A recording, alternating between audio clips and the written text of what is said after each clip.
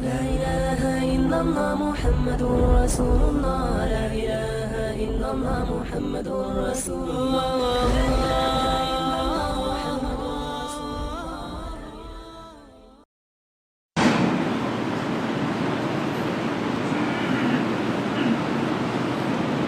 إن الحمد لله نحمده ونستعينه ونستغفره ونؤمن به ونتوكل عليه ونعوذ بالله من شرور أنفسنا ومن سيئات أعمالنا.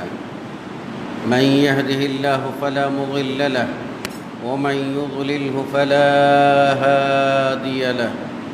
أشهد أن لا إله إلا الله وحده لا شريك له وأشهد أن محمدًا عبده ورسوله صلى الله تعالى عليه وعلى آله وأصحابه ومن تبعهم بإحسان إلى يوم الدين وسلم تسليمًا كثيرًا كثيرًا.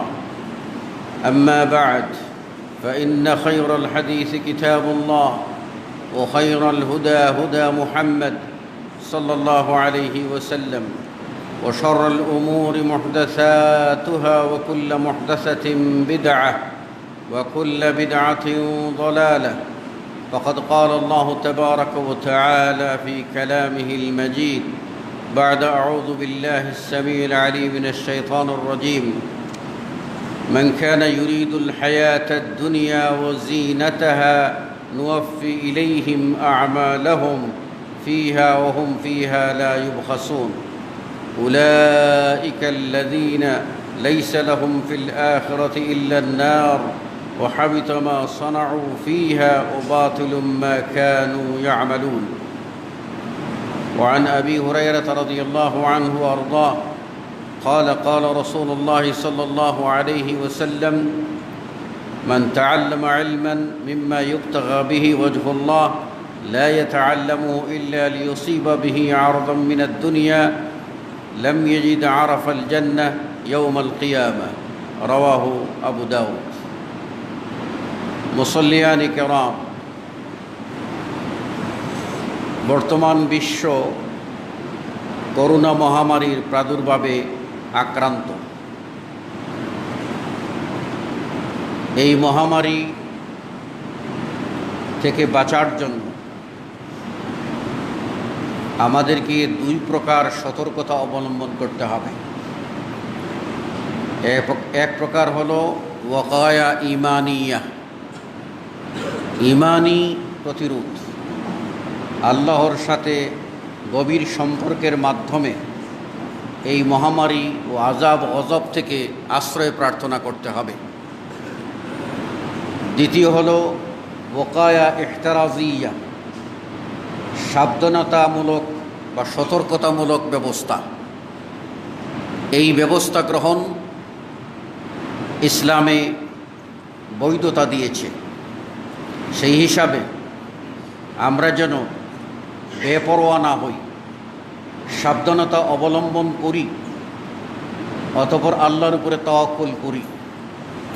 তাওয়াক্কুল করব কিন্তু সাবধান হব না, তাহলে এই তাওয়াক্কুল আল্লাহ চাননি। আসবাব অবলম্বন করে তারপরে আল্লাহর উপরে ভরসা করতে হবে। সেই হেতু আমরা এই মহামারী থেকে সতর্ক থাকার জন্য যে সকল স্বাস্থ্যবিধির কথা বলা হয়েছে আমরা বিশ্লেষণ করে দেখেছি, প্রত্যেকটি কোরআন সুন্নাহ সম্মত। আর যতক্ষণ কোরআন সুন্নাহর অনুকূলে হবে ততক্ষণ এ সকল আদেশ নিষেধ পালন করা আমাদের উপরে ওয়াজিব। যখন কোরআন সুন্নাহর বিপরীত চলে যাবে তখন তা মানতে আমরা বাধ্য নই। কাজেই সমাজে এই সতর্কতামূলক বিষয়টি সকলকে খেয়াল রাখতে হবে। সবচেয়ে বড় হলো দুটি বিষয়ে। একটি হলো আপনার জীবাণুনাশক দিয়ে হাত ধৌত করা, আর দ্বিতীয় হলো নাকে মুখে মাস্ক ব্যবহার করা। জনসম্মুখে হাঁচি কাশি না দেওয়া। তো আপনারা যারা মসজিদে এসেছেন প্রত্যেকের সাথে সম্ভবত মাস্ক আছে, কিন্তু মসজিদে আসলে অনেকে মাস্ক ব্যবহার করেন না। কেন করেন না? অনেকেই এ ব্যাপারে উদাসীন। আমরা জানি বুখারী ও মুসলিমের হাদিস, সাহাবী আনাস রাদিয়াল্লাহু আনহু বর্ণনা করেন, কুন্না নুসাল্লি মা রাসূলিল্লাহি সাল্লাল্লাহু আলাইহি ওয়াসাল্লাম ফি শিদ্দাতিল হার। প্রচণ্ড গরমের মধ্যে আমরা রাসূল সাল্লাল্লাহু আলাইহি ওয়াসাল্লামের সাথে সালাত আদায় করতাম। ফাইদা লাম ইয়াস্তাতি আহাদুনা আন ইউমাক্কিনা জাবহাতাহু মিনাল আরদ। গরমের কারণে আমাদের কেউ যখন কপাল মাটিতে লাগাবে সিজদা করার জন্য, এটা পারত না। ইয়াবসুতু সাওবাহু, তখন সে তার কাপড় বিছিয়ে দিত, এক টুকরা কাপড় বিছিয়ে দিয়ে ওর উপরে সিজদা করত। এর দ্বারা স্পষ্ট বোঝা যায় যে মাস্ক পরে সালাত হবে, কোনো অসুবিধা নাই। কাজেই যারা মাস্ক নিয়ে এসে পকেটে রেখে দিয়েছেন লাভ নেই। সোশ্যাল ডিস্টেন্স বা সামাজিক দূরত্বের কথা যা বলা হচ্ছে, গণজমায়েতে এই ডিস্টেন্সটা রক্ষা হয় না। কিন্তু প্রত্যেকেই যদি আমরা মাস্ক ব্যবহার করি, তাহলে ন্যূনতম নিজেকে বাঁচাতে না পারলেও অন্যকে তো ক্ষতি থেকে আমি রক্ষা করতে পারব। তো এটা আমাদের সকলকে মনে রাখার জন্য অনুরোধ করছি। সালাত আদায় করতে গিয়ে সিজদার সময়ে আমরা এই যে জায়নামাজ তাতে সিজদা করি, বলুন তো আমাদের কপাল আর নাক কি মাটিতে ঠেকে? সুতরাং এই নাক আর কপালের উপরে পর্দা থাকলে কোনো সমস্যা নাই। শরীয়তে যেটা নিষেধ, হাদিস হাসান, আবু হুরায়রা রাদিয়াল্লাহু আনহু থেকে হাদিস, নাহা রাসূলুল্লাহ সাল্লাল্লাহু আলাইহি ওয়াসাল্লাম আনিস সাদলি ফিস সালাহ ওয়া আন ইউগাত্তিয়ার রাজুলু ফা। সালাতের সময়ে যাদের গায়ে আপনার যেরকম এহরামের কাপড়ের মতো কোনো কিছু নাই, শুধু উপরে কাপড় এক টুকরো আছে আর নিচে এক টুকরো আছে, এই রকম চাদর যারা ব্যবহার করে সালাত আদায় করে, তারা সালাতের মধ্যে কি করতে পারবে না, এই দুই বাজু ছেড়ে দিয়ে এইভাবে ঝুলিয়ে নামাজ পড়া রাসূল নিষেধ করেছেন। আর নিষেধ করেছেন একজন পুরুষ যখন সালাত আদায় করবে তখন ওই পুরুষ যেন তার মুখ ঢেকে না দেয়। মুখ ঢাকার অর্থ হলো সে আল্লাহর সামনে দাঁড়িয়েছে, মুখমণ্ডল পুরোটা ঢেকে দিল, তো সে কী করে কেরাত পড়বে, ঠোঁট নাড়াবে কী করে, এবং সে আল্লাহর সামনে দাঁড়িয়েছে, মুখমণ্ডল লুকাবে কেমন করে। এ কারণেই শরীয়তে এটা আল্লাহ নবী সাল্লাল্লাহু আলাইহি ওয়াসাল্লাম নিষেধ করেছেন। আপনারা দেখতে পাবেন একদল অনেক সময় সন্ত্রাসী হয়, ছিনতাইকারী হয়, অনেক সময় দেখতে পারবেন যে উগ্র, তারা কিন্তু মুখমণ্ডল এমনভাবে পেঁচায় যে তাকে চিনার কোনো উপায় নাই।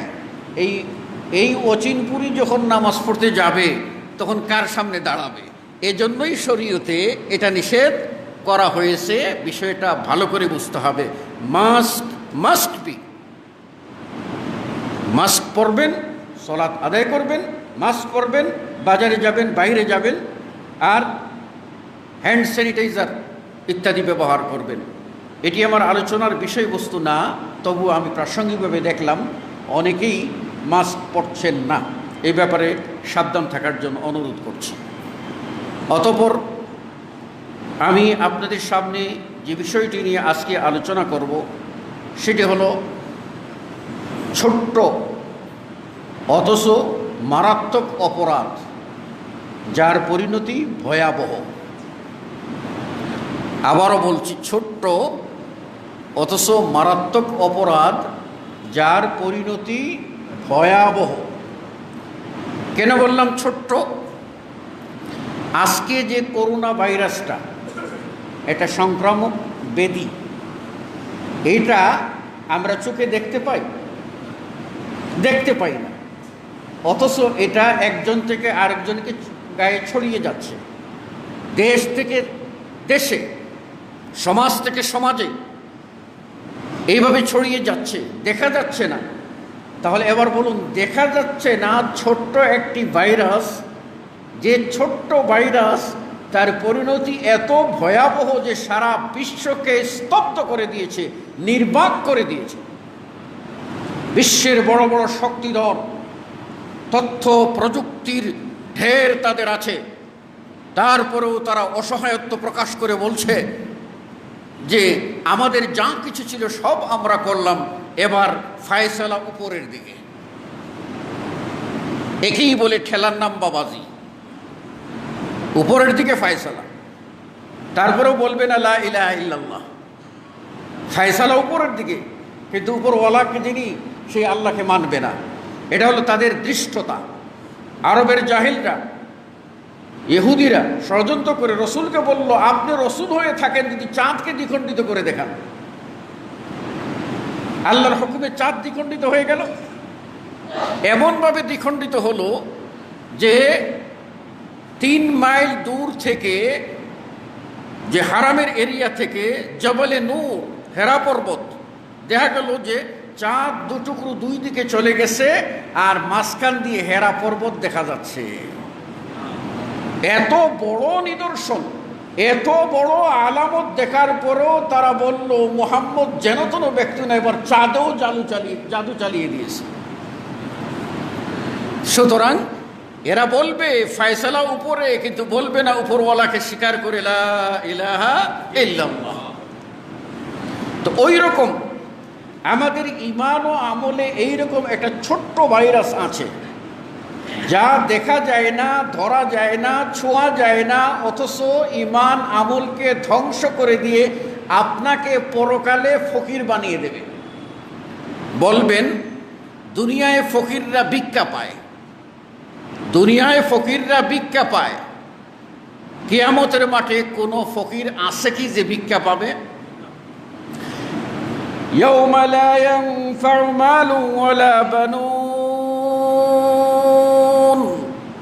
ইল্লা মান আতাল্লাহা বিকলবিন সালিম।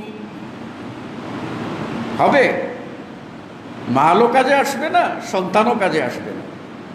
আল্লাহ তো এটা বলছেন, ইয়াউমা ইয়াফিরুল মারউ মিন আখিহি ওয়া আবিহি ওয়া উম্মিহি ওয়া সাহিবাতিহি ওয়া বানি। ভাই বলবে আমি চিনি না, বাবা বলবে সন্তান চিনি না, সন্তান বলবে বাবা চিনি না, মাও বলবে আমি চিনি না, জীবন সঙ্গিনী স্ত্রীও বলবে আমি চিনি না। আমি কি? প্রত্যেকেই যার যার নফস নিয়ে ব্যতিব্যস্ত সকলেই থাকবেন। সুতরাং আমাদেরকে কিয়ামতে মিসকিন যদি হই, এর চেয়ে বড় মিসকিন আর হতে পারে না। কিয়ামতে ফকির হওয়া, এর চেয়ে বড় ফকির হতে পারে না।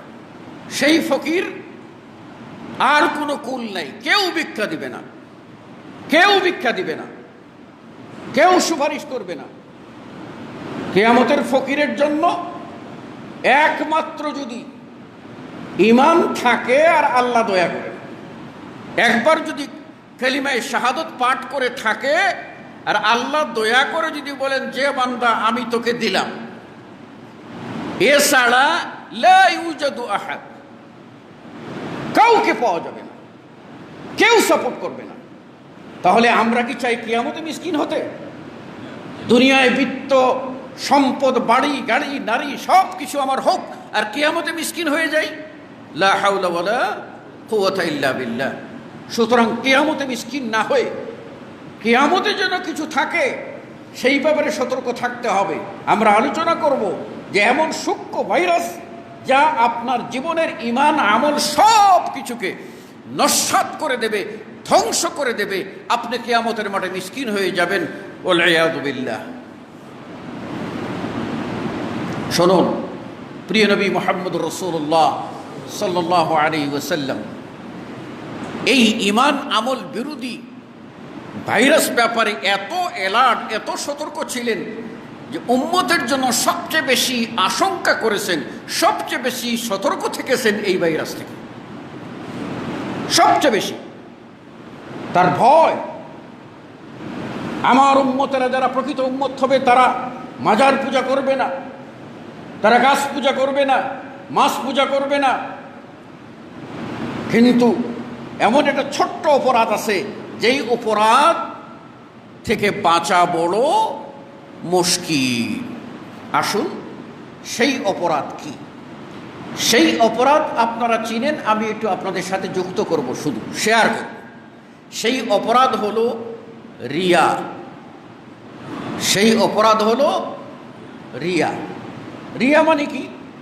লোক দেখানো। আপনার ঈমান, আপনার আমল, আপনার নামাজ, আপনার রোজা, আপনার হজ, আপনার যাকাত, আপনার জীবনের যত কিছু করেছেন, যে কোনো আমলে যদি রিয়া প্রবেশ করে তাহলে কি হবে? রিয়া। রিয়া বলা হয় ওই আমলকে যে আমলটা মানুষকে দেখাইবার জন্য, সুমা মানুষের শ্রুতি প্রশংসা কুড়াইবার জন্য, মানুষের কাছ থেকে বাহবা নেওয়ার জন্য যে আমল করা হয় ওই আমলকে বলা হয় রিয়া। ওর ভিতরে যেটা ঢোকে ওইটাই কাজটা হলো রিয়া। এক্ষণে রিয়ার বিপরীত হচ্ছে ইখলাস। ইখলাস হলো কোনো জিনিসকে একেবারে ছাকে না, ছাইকা পিওর করা, খাঁটি করা, স্বচ্ছ করা। আল্লাহ সেই আদেশই করেছেন, ওমা উমিরু ইল্লা লিয়াবুদুল্লাহ মুখলিসিনা লাহুদ্দিন। একেবারে মুক্ত থাকতে হবে, সামান্য অনুপরিমাণ এর ভিতরে মিশ্রণ করা যাবে না। এক্ষণে রিয়া মানুষের ভিতরে কিভাবে প্রবেশ করে এবং তার হুকুম কি, মাসআলাটা ভালো করে বুঝে নেবেন। কোন ইবাদত এইরকম আছে যে আসলুহু ফির রিয়া, তার শুরুটা, ইবতেদাটা হইছে রিয়ার উপরে, ভিত্তিটা রিয়ার উপরে। যেমন আছে না অনেকে সালাত আদায় করে না, সামনে পড়ে গেছে একজন, এখন যদি ধরা খেয়ে যাই তো মসজিদে চলে গেলাম, আসলে সে তো নামাজি না।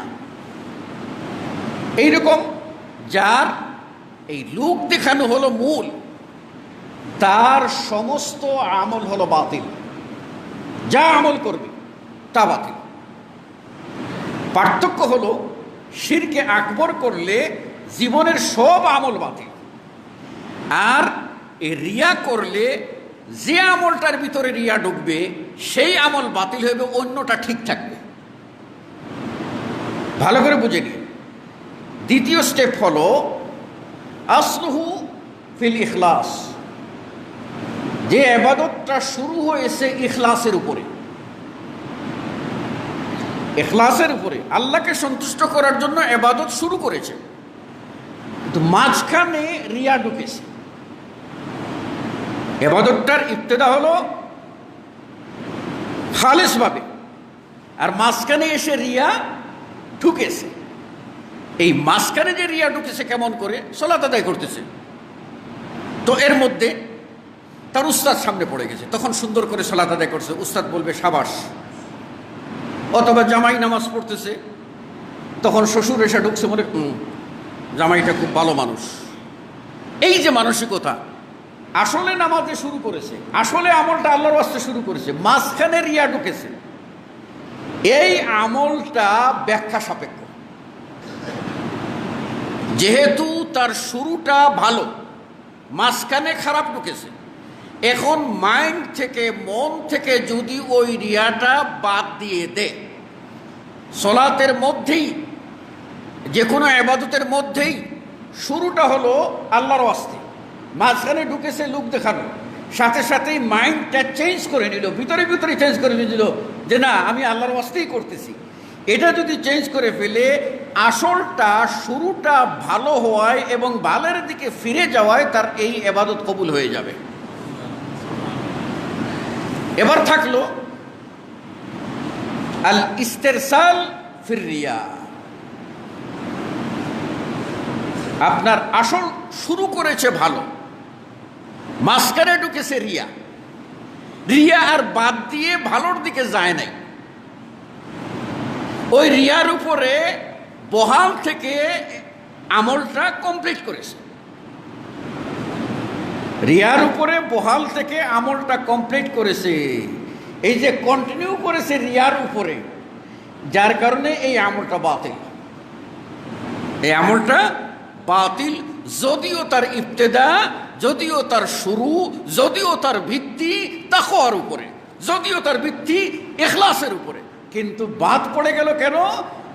আল ইস্তেরসাল ফির রিয়া। রিয়ার মধ্যে সে কন্টিনিউ করেছে, দিলের ভিতরে ইখলাস ফিরিয়ে আনে নাই। রিয়া এই কাজ করা, রিয়া এখন বর্তমান সমাজে রিয়ামুক্ত মানুষ খুব কম, রিয়ামুক্ত মানুষ খুব কম। আল্লাহ নবী সাল্লাল্লাহু আলাইহি ওয়াসাল্লাম বলেছেন যে একটা কালো পাথরে, কালো পাথর, ছোট্ট পিঁপড়া, তার ঠ্যাংগুলি কত বড়, ছোট্ট পিঁপড়া ছোট্ট ছোট্ট পা দিয়ে পিলপিলিয়ে হেঁটে যাচ্ছে। ওই কালো পাথরে কালো পিঁপড়ার কালো ঠ্যাং যেরকম দেখা যায় না সূক্ষ্ম, এই উম্মতের ভিতরে রিয়াটাও এইরকম সূক্ষ্ম। মানুষ চিনা বড় দায়, কে কোন উদ্দেশ্যে আমল করতেছেন, কাজ করতেছি, এটা চিনা বড় মুশকিল। এজন্য সামনে আসতেছি। এই জন্য আল্লাহ তাবারাকা ওয়া তাআলা এই রিয়াকারীকে মুনাফিক বলেছেন, কারণ সে আল্লাহর সাথে মনের ভিতরে অন্যজনকে সূক্ষ্মভাবে খুশি করা ঢুকিয়ে ফেলেছে। এই জন্য একে মুনাফিক বলেছেন। আল্লাহ রাব্বুল আলামিন সূরা আন-নিসা-এর 142 নম্বর আয়াতে বলেন যে মুনাফিকরা কি, وَإِذَا قَامُوا إِلَى الصَّلَاةِ قَامُوا كُسَالَى, নামাজে দাঁড়াইলে, সলাতে দাঁড়াইলে অলস হইয়া দাঁড়ায়, মানে একাগ্রতা নাই, অলস হইয়া দাঁড়ায়। ইউরাউনা নাস, তারা মানুষকে দেখায়। তাদের উদ্দেশ্য কি? মানুষকে দেখানো। এজন্য মদিনার মুনাফিক সম্রাট, মুনাফিকের লিডার আব্দুল্লাহ ইবনে উবাই ইবনে সালুল আল্লাহর নবীর পিছনে নামাজ পড়েও, আল্লাহ নবীর খয়েরকা ছিল প্রথমে, উহুদ যুদ্ধ থেকে না সে আলাদা আকারে পরিষ্কার হয়ে গেল। তারপরেও তার কফিন, যেটাকে আমরা কাফনের কাপড় বলি, সেটা রাসূল সাল্লাল্লাহু আলাইহি ওয়াসাল্লামের ব্যবহার করা জামা দিয়ে তার কফিন দেওয়া হয়েছে। তারপরেও মুনাফিক সে যখন তার নামাজে জানাজার সালাতে আল্লাহ নবী ইমামতি করতে যাবেন, ওমর রাদিয়াল্লাহু আনহু পিছন থেকে টানতেছেন, ইয়া রাসূলুল্লাহ, এই সেই মুনাফিক যে আপনাকে এবং ইসলামকে যত কষ্ট দিয়েছে, আপনি তার সালাতে ইমামতি করবেন। ওহী নাযিল হয়ে গেল, জিবরিল আসলেন, বলে দিলেন যে এত বড় অপরাধী, ছোট্ট অপরাধ করেছে সে, বড় অপরাধী, ডেঞ্জারাস অপরাধী। এই অপরাধীর পরিণাম হলো এই, আপনি এর সালাত আদায় করতে পারবেন না, আপনি এর কবরেও যেতে কাছেও দাঁড়াইতে পারবেন। লক্ষ্য করুন বিষয়টা। এবার আল্লাহ রাব্বুল আলামিন সূরা হুদের 15-16 নম্বর আয়াতে কি বলছেন একটু আমরা খেয়াল করি। আল্লাহ রাব্বুল আলামিন বলছেন, মান কানা ইউরিদুল হায়াতাদ দুনিয়া ওয়া যিনাতাহা, যেই লোক দুনিয়া এবং দুনিয়ার সৌন্দর্য চায়, তার মনটা দুনিয়ার দিকে, খালিসভাবে আল্লাহর দিকে না। আল্লাহ বলেন, নুওয়াফি ইলাইহিম আমালাহুম ফিহা ওয়া হুম ফিহা লা ইউবখাসুন, একেবারে যা পাওনা তা সুলুয়ানা আমি আল্লাহ দুনিয়াতে দিয়ে দেব, ঠকাবো না। নে তোর দুনিয়ায় পাওনা নে, সুলুয়ানা বুঝা নে, আমি ঠকাইবো না। ওহুম লা ইউবখাসুন, তাদের ওজনে কম করা হবে না। যা পাওনা সা দুনিয়াতে আল্লাহ রাব্বুল আলামিন দিয়ে দেবেন। এরপরে কি আল্লাহ বলছেন, উলাইকাল্লাযীনা লাইসা লাহুম ফিল আখিরাতি ইল্লান নার। এই মানুষগুলির, যারা রিয়াওয়ালা মানুষ, এদের আখিরাতে জাহান্নাম ছাড়া আর কিছুই না। আখিরাতে জাহান্নাম ছাড়া আর কিছুই না। লাইসা লাহুম ফিল আখিরা, তাদের কিচ্ছু নাই আখিরাতে, ইল্লান নার, কেবলমাত্র জাহান্নাম, কেবলমাত্র জাহান্নাম। এরপর আল্লাহ বলছেন, আর এই জাহান্নামে দেব, কারণটা বুঝো না, কারণটা কি? রিয়া করার কারণে কি হয়েছে? ও হাবিতা মা সানাউ ফিহা, দুনিয়াতে যত কাজ করেছে সব হাবিত, বরবাদ হয়ে গেছে। ও বাতিলুম মা কানু ইয়ামালুন, যা আমল করেছে সব বাতিল। আল্লাহু আকবার। আল্লাহ দুইটা শব্দ বলেছেন, হাবিত, ধ্বংস, আবার বলেছেন বাতিল, বাতিল, যা করেছে সব বাতিল। এরপরে শুনেন 3 নম্বরে, আল্লাহ রাব্বুল আলামিন কিয়ামতের মাঠে এই মিসকিনকে আর আশ্রয় দেবেন না। রিয়া ছোট, দেখা যায় না, অথচ এটা এত ডেঞ্জারাস অপরাধ। এই কারণে আল্লাহ রাব্বুল আলামিন ওই লোকের সাথে সম্পর্কহীনতা ঘোষণা করে দিয়েছে। সহিহ মুসলিমের 2089 নম্বর হাদিস, আল্লাহর নবী বলেন, আল্লাহর কাছ থেকে, হাদিসে কুদসি, আল্লাহর কাছ থেকে নবী রওয়ায়াত করেন, আল্লাহ নবী সাল্লাল্লাহু আলাইহি ওয়াসাল্লাম বলেন, আনা আগনা শুরাকা আনি শিরক, যেই লোক শিরিক করবে তার থেকে আমি আল্লাহ মুক্ত, তার সাথে আমার কোনো সম্পর্ক নাই। মান আমিলা আমালান আশরাকা ফীহি মাই গায়রি, যেই লোক কোনো আমল করলো, আমলের সাথে অন্যকে খুশি করার ঢুকাই ফেললো, আমার সাথে কাউকে শরীক করলো, তারাকতুহু ওয়া শিরকা, আমি তাকেও ছাড়লাম, তার আমলও ছাড়লাম। তোকেও বাদ, তোর জীবনের আমল বাদ, সব শেষ। এটা আল্লাহ রাব্বুল আলামিন সম্পর্কহীনতা ঘোষণা করবে। এবার আপনি চিন্তা করেন, ওই যে বলছিলাম কিয়ামতের মাঠে মিসকিন হইলে একমাত্র আল্লাহ আপনাকে যদি ইচ্ছা করেন তাহলে তিনি কি করবেন? তিনি মাফ করে দিতে পারেন। কিন্তু ওই আল্লাহই জানিয়ে দিয়েছেন যে না, আমি তার সাথে দুনিয়ায় থাকতেই সম্পর্কহীনতা ঘোষণা করে, কথায় বলে হাকিম লড়ে তো হুকুম লড়ে না, এটা ভুল কথা। আমার আল্লাহ হলেন এমন হাকিম, তিনিও লড়বেন না, তার হুকুমও লড়বে না। আল্লাহু আকবার। হাকিম লড়ে তো হুকুম লড়ে না, কিন্তু আমার আল্লাহ এমন হলেন, এমন হাকিম, তিনিও লড়বেন না, তার হুকুমও। ভালো করে বুঝতে হবে। 4 নম্বর, এইরকম যারা রিয়া করে, লোক দেখানো আমল করে, নামাজে রিয়া, জাকাতে রিয়া, হজ্জে রিয়া। হজের রিয়াতে করে পরিষ্কার, কারণ একজন ব্যক্তি ইমানের, ইসলামের 5টা রুকুন, এর 5ম নম্বর রুকুন হলো হজ। এখন 1, 2, 3, 4, তারপরে 5, আগে 5, তারপরে 4, তারপরে 3, তারপরে 2, তারপরে 1। নো, এখন দেখা যায় একজন ব্যক্তি ইমান আনলে তাকে বলা হবে মুমিন, আর আল ডেফিনেট আর্টিকেল লাগাই দিলে বলা হবে আল মুমিন। সালাত আদায় করলে বলা হবে মুসল্লি, আল ডেফিনেট লাগাই দিলে কি হবে? আল মুসল্লি। জাকাত দিলে মুজাক্কি, মুজাক্কি, আল লাগাই দিলে আল মুজাক্কি। আর যদি রোজা রাখে তাহলে সায়েম, অথবা আল লাগাই দিলে আস-সায়েম। এরপরে থাকলো কোনটা? হজ। এরপরে কি হজের আগে দিয়ে আল লাগাই দিলে হজ হলো, যিনি হজ করেন তাকে বলা হবে হাজ, হজ করেনেওয়ালা। এর আগে লাগাই দিলে আল, আল হাজ। আমাদের সমাজে রসুম বানাইছে, একবার যে করে সে হলো হাজি, আর একের বেশি যে করে সে হলো আল হাজ। পার্থক্য শুধু কিন্তু আল, ইনডেফিনিট এবং ডেফিনিট, এটাই নির্দিষ্ট অনির্দিষ্ট, এই পার্থক্য, এটা লাগাইছে। তাহলে যেই লোক লাগায় আল হাজ, সেই লোকের উচিত হবে আগের 4টাকে অস্বীকার করা, নয় স্বীকার করা। যদি স্বীকার করে তাহলে বলতে হবে, আমার উপাধি যদি লাগাও তাহলে প্রথম আমার টাইটেল হবে আল মুমিন, আল মুসল্লি, আল মুজাক্কি, আস-সাইম, আল হাজ। কথাটা নাহলে অস্বীকার করলে কি হলো? আগের চারটা অস্বীকারের মানেই হলো রিয়া, লোক দেখানো, প্রশংসা, মানুষের খুশি সন্তুষ্টি, মানুষ তাকে বলে। কারণ গরিবরা হজে যায় না, সমাজে কিছু মানুষ আছে না, গড়ি পড়তো, দেখছে একজন রিক্সাওয়ালার হাতে গড়িটা খুইলা গাঙ্গে ফেলাই গেছে। রিক্সাওয়ালার হাতে গড়ি, আরে বাবা রে বাবা, রিক্সাওয়ালা মানুষ না? ওই মিয়া, তোমার বাবাও আদম, তার বাবাও আদম। আজকে আমেরিকার অবস্থা দেখছেন না? সাদা রঙের মানুষ কালো রঙের মানুষকে একটু চাপা দিছিল, কালো রঙের মানুষেরা কি বিশ্ব, কি একেবারে ঝড় তুলে দিল। একদিকে করোনার ঝড় আর আরেকদিকে হলো শ্বেতাঙ্গ আর কৃষ্ণাঙ্গের ঝড়।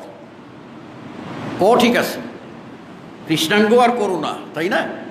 করোনার ঝড় আর আবার কৃষ্ণাঙ্গের ঝড়, দুই ঝড়ের ভিতরে আমেরিকা কপুকাত, স্তব্ধ। সুতরাং মানুষকে মানুষের মূল্য দিতে হবে। আমরা মনে করি বাবা গরিবরা তো যাইতে পারবে না হজে, সুতরাং আমি লাগাইলে বুঝবে যে এই লোকের টাকা আছে, পয়সাও আছে, সমাজে মাতবর বানাইব, মোড়ল বানাইব, ডাক দিব, ও হাজি সাহেব একটু ডাক শুই না যান।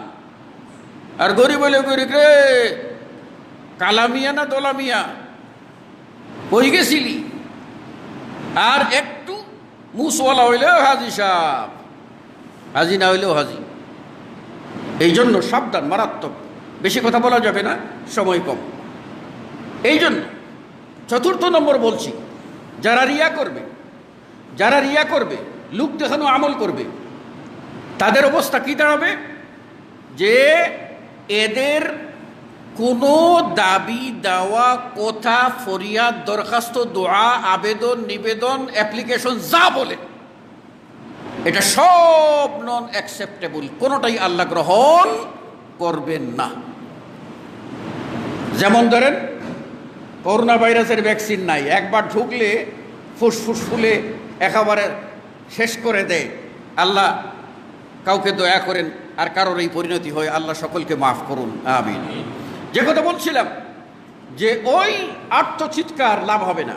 এজন্য বুখারী মুসলিমের হাদিস, সাহাবী জুনদুব ইবনে আব্দুল্লাহ রাদিয়াল্লাহু আনহু বর্ণনা করেন, রাসূলুল্লাহ সাল্লাল্লাহু আলাইহি ওয়াসাল্লাম বলেন, মান সামিআ আল্লাহু বিহি, যে ব্যক্তি আল্লাহর ডাক শুনবে আল্লাহ তার ডাক শুনবেন, যে ব্যক্তি আল্লাহর ডাক শুনবে আল্লাহ তার ডাক শুনবেন, যে ব্যক্তি আল্লাহর কথা শুনবে আল্লাহ তার কথা শুনবেন।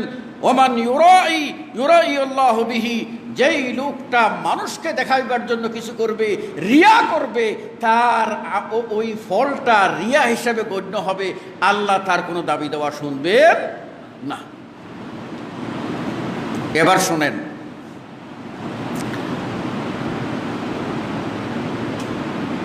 দুনিয়ার ভিতরে সবচেয়ে সম্মানী মানুষ কারা? নবী ও রাসূল। নবী ও রাসূলের পরে সেরা মানুষ কারা? আলেম ওলামা। নবী ও রাসূলের পরে সেরা মানুষ কারা? আলেম ওলামা। আর নবী ও রাসূলের পরে সবচেয়ে খারাপ মানুষ কারা? আলেম ওলামা। সবচেয়ে ভালো মানুষ হলো আলেম, সবচেয়ে বড় আপনার নাদান হলো আলেম। এটা আমার কথা না, আমি আপনাদের শোনাচ্ছি। সুনানে আবু দাউদের সহিহ হাদিস, রাসূলুল্লাহ সাল্লাল্লাহু আলাইহি ওয়াসাল্লাম থেকে আবু হুরায়রা বর্ণনা করেন, তিনি বলেন, রাসূল সাল্লাল্লাহু আলাইহি ওয়াসাল্লাম বলেছেন, মান তাআল্লামা ইলমান মিম্মা ইবতাগা বিহি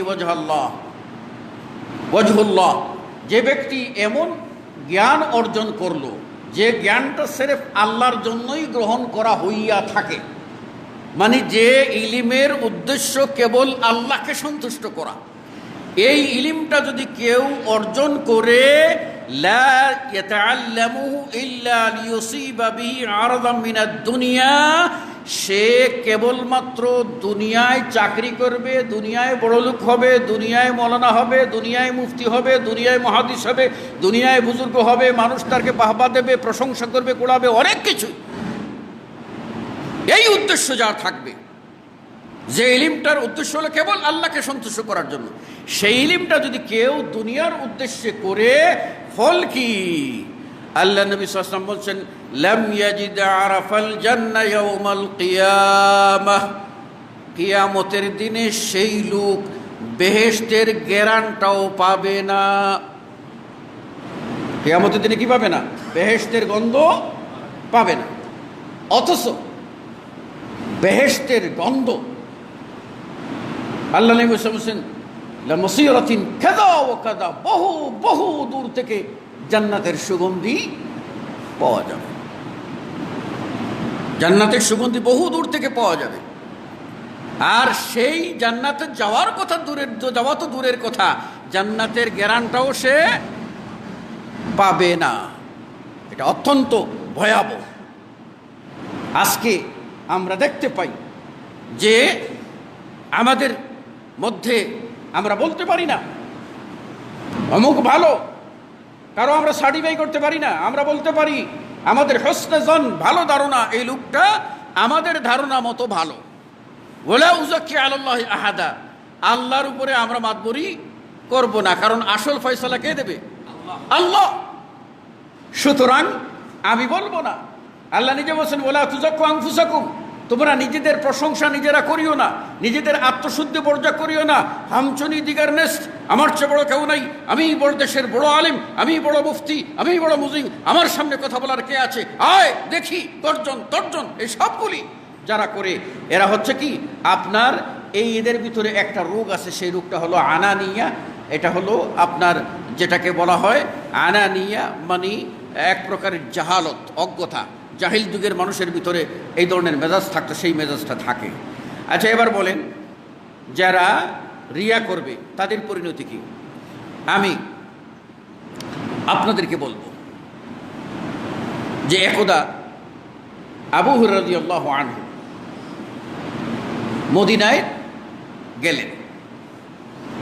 এর মধ্যে খবর ছড়িয়ে গেল যে আবু হুরায়রা রাদিয়াল্লাহু আনহু, সবচেয়ে হাদিস বর্ণনাকারী সাহাবী, কোথায় আসছেন? মদিনায় আসছেন।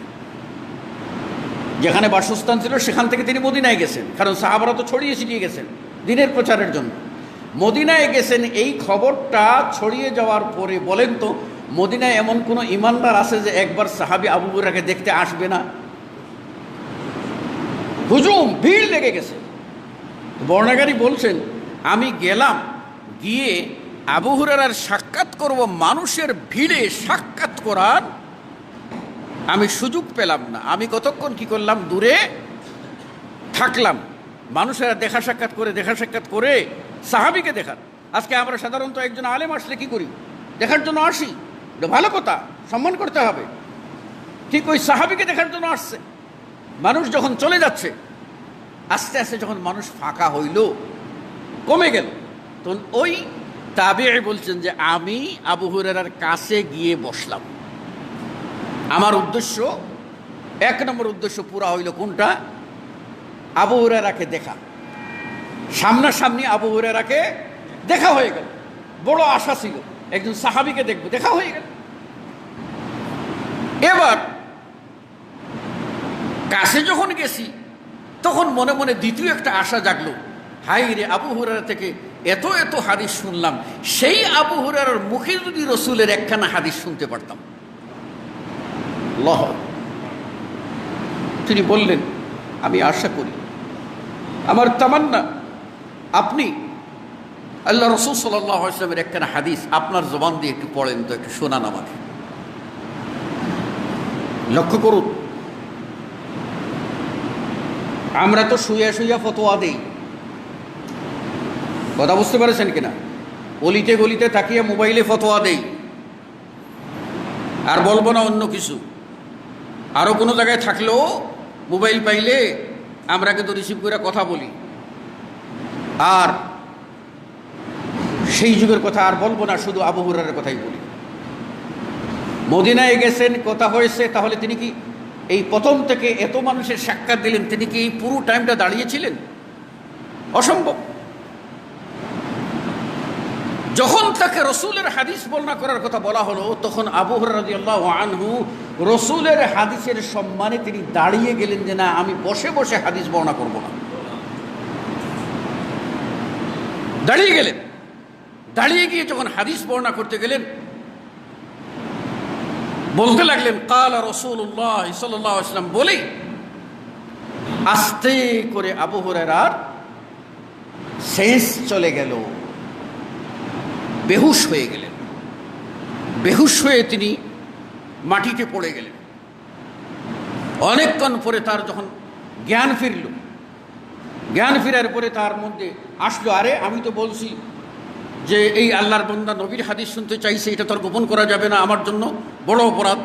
হাদিস শুনে এবার জন্য দ্বিতীয়বার যখন দাঁড়ালেন, তখনও যখন রাসূল সাল্লাল্লাহু আলাইহি ওয়াসাল্লামের নাম বলে হাদিস বলতে গেলেন, তখনও তিনি দ্বিতীয়বার মতো আবার জ্ঞান হারিয়ে পড়ে গেলেন। 3 নম্বর বার এই কাজটি করলেন। এবার আপনাদের সাথে আমার প্রশ্ন, আবু হুরায়রা কেন জ্ঞান হারিয়ে পড়েছিলেন? আপনারা বলবেন রাসূল সাল্লাল্লাহু আলাইহি ওয়াসাল্লামের মহব্বতে, সম্মানে। নো, রাসূল সাল্লাল্লাহু আলাইহি ওয়াসাল্লামের নাম ছাড়া তো তিনি কোনো হাদিস বর্ণনাই করতে পারবেন। এটা এমন একটা হাদিস যে হাদিস বলার সময়ে গিয়ে আবু রাদিয়াল্লাহু আনহু ভয়ে থরথর করে কেঁপে সেন্সলেস হয়ে মাটিতে পড়ে গেছে। কি সেই হাদিস? হাদিসটা হলো এই, আল্লাহ নবী সাল্লাল্লাহু আলাইহি ওয়াসাল্লাম বলছেন, যারা রিয়া করবে, যারা লোক দেখানো আমল করবে, এই লোক দেখানো আমল যারা করবে, এদের 3 শ্রেণীর কথা উল্লেখ করেছেন। একদল লোক যারা আলেম হবে, একদল লোক যারা জিহাদ করবে, একদল লোক যারা সদকা দান খয়রাত করবে। এদেরকে আল্লাহ প্রত্যেকে জিজ্ঞাসা করবেন, তারা নিজেরা জবাব দেবে। তখন আল্লাহ বলবেন, ওই যে বলছেন ওহুম ফিহা লা ইউবখাসুন, দুনিয়ায় 16 আনা পাল্লা বুঝিয়ে দিয়েছেন আল্লাহ। আল্লাহ বলবেন, আমার এখানে কিচ্ছু নাই, জনগণকে খুশি করার জন্য করেছিলা, আমার সাথে শিরিক করেছো, নেভার, তোমার এই কোনো কমপ্লেইন চলবে না, কোনো অজুহাত চলবে না। এই কথা বলে আল্লাহ রাব্বুল আলামিন বলছেন, এই 3 শ্রেণীর মানুষ, এদেরকে দিয়ে হাউলাইয়া সালাসা, এই 3 শ্রেণীর মানুষ, এদেরকে দিয়ে ইউসারুন নার, এই 3 শ্রেণীর মানুষ দিয়ে সর্বপ্রথম জাহান্নামের আগুনে খড়ি দেওয়া হবে। জাহান্নামের আগুন জ্বলছে, আবার যখন জাহান্নামে যখন ফয়সালা হবে, তখন আবার নতুন করে সেখানে প্রজ্বলিত করা হবে। ওই সময়ে সর্বপ্রথম এই রিয়াকারী 3 শ্রেণীর মানুষদেরকে প্রথম জাহান্নামে দিয়ে এদেরকে খড়ি বানাবেন, এদেরকে দিয়ে জাহান্নামের আগুনকে জ্বালাইবেন। এবার চিন্তা করেন, বলছি ছোট্ট অপরাধ, ছোট্ট অথচ মারাত্মক, পরিণতি ভয়াবহ। অতএব আমি বলবো, আমরা সবাই, এই নসিহত আমার জন্য, আপনাদের জন্য, সবার জন্য একই নসিহত, আমরা যারা ভালো কাজ করব, আমরা মাদ্রাসা করব, আমরা মসজিদ করব, আমরা সমাজ কল্যাণমূলক কাজ করব, আমরা আর্থ মানবতার সেবায় দাঁড়াবো, দুস্থ মানুষের পাশে দাঁড়াবো, অসুস্থ মানুষের পাশে দাঁড়াবো, পিতামাতার পাশে দাঁড়াবো, ভাই বোনদের পাশে দাঁড়াবো, সমাজের গরিব মানুষের পাশে দাঁড়াবো। যত ভালো কাজ করব, প্রত্যেকটার যেন উদ্দেশ্য হয় লিওয়াজহিল্লাহ, একমাত্র আল্লাহকে সন্তুষ্ট করার জন্য। একমাত্র আল্লাহকে সন্তুষ্ট করার জন্য যদি হয়, ওই ছোট্ট একটি আমল দিয়ে আল্লাহ রাব্বুল আলামিন আপনাকে পার করে জান্নাত দান করে দেবেন। আর যদি ওই ছোট্ট অপরাধটা বড় আকারে ধারণ করে, তাহলে আপনার আমার পরিণতি অত্যন্ত ভয়াবহ। কাজে আসুন আমরা এই ছোট্ট বিষয়টা নিয়ে সতর্ক থাকি। যে কোনো ইবাদতের সময় আমরা যেন অ্যালার্ট হই যে আমাদের মধ্যে এইরকম রিয়া ঢুকছে কি না, রিয়া আছে কি না, রিয়া আছে কি না, রিয়া আছে কি না, আত্মপ্রচার আছে কিনা, মানুষকে দেখানো খুশি করার মেজাজ আছে কিনা, নিজেকে ফেস করার মেজাজ আছে কিনা, হামচুনি দিগারনেস, আমার চেয়ে বড় কেউ আছে কিনা, আমি বড়, আমি সব কিছু, এইরকম মানসিকতা না হয়ে আমরা যেন আল্লাহর ওয়াস্তে প্রত্যেকটি কাজ করি। আল্লাহ রাব্বুল আলামিন আমাদের সকলকে তৌফিক দান করুন, আমিন। আকুলু কওলি হাযা আস্তাগফিরুল্লাহ লি ওয়া লাকুম ওয়া লিসাইরিল মুসলিমিন। বারাকাল্লাহু লানা ওয়া লাকুম ফিল কুরআনিল আযীম ওয়া নাফা'নি ওয়া ইয়্যাকুম বিল আয়াতি ওয়া যিকরিল হাকীম। ইন্নাহু তাআলা জাওয়াদুন কারীম মালিকুম আর রাউফুর রহিম ফাস্তাগফিরুহু।